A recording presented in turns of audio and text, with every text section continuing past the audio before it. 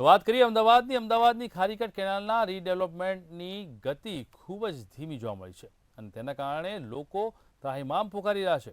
અહીં છેલ્લા ઘણા સમયથી કામગીરીમાં ભાગરૂપે રસ્તાઓ બંધ કરવામાં આવ્યા છે, જેથી લોકોને 2 કિલોમીટર ફરીને જવું પડે છે।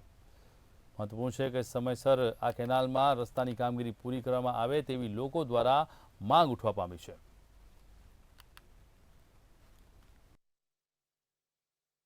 પરંતુ આ રોડ રસ્તાનું કામ ઝડપી કામ પૂરું નહીં થાય તો અમે આંદોલનના માર્ગે અહીંની સ્થાનિક પ્રજા જઈ રહેવા માગે છે અને અમે સાથે રહી અને ગાંધીજીના માર્ગે એક આંદોલનનો રસ્તો અપનાવીશું।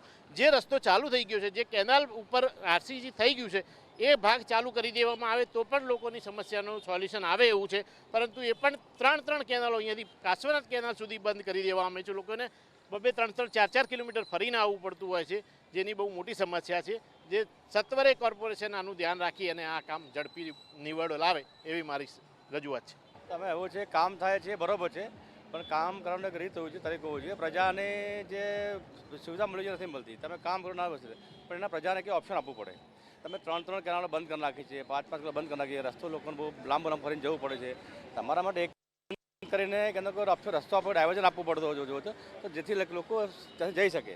સાહેબ, ટ્રાફિકની સમસ્યા તો બધી પબ્લિકને આપણે માનીએ છીએ, પણ કોઈ કામ નવું થતું હોય, માનો કે પાટિયાથી રોડ બને છે તો એમાં થોડો ઘણો ટ્રાફિક રહેવાનો।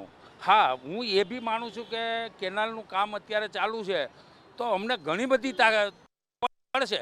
અમદાવાદ શહેરની જે ખારીકટ કેનાલ આવેલી છે, ખારીકટ કેનાલના તમામ જે સ્થાનિક રહીશો છે, અહીંથી પસાર થતા લોકો છે, તે આ ધીમી ગતિના જે કામથી પરેશાન થઈ ચૂક્યા છે। કારણ કે જે પ્રમાણે ખારીકટ કેનાલનું કામ જે છે 1200 કરોડનું કામ જે પ્રમાણે શરૂ કરવામાં આવ્યું છે, પરંતુ ધીરી ગતિના જે કામગીરી થઈ રહી છે, સાથે સાથે અહીં જે કનેક્ટેડ બ્રિજ રોડ હતા તે બંધ કરી દેવામાં આવતાની સાથે જ અહીં જે લોકો છે તેને 3 થી 4 કિલોમીટર ફરીને આવવું પડતું હોય છે।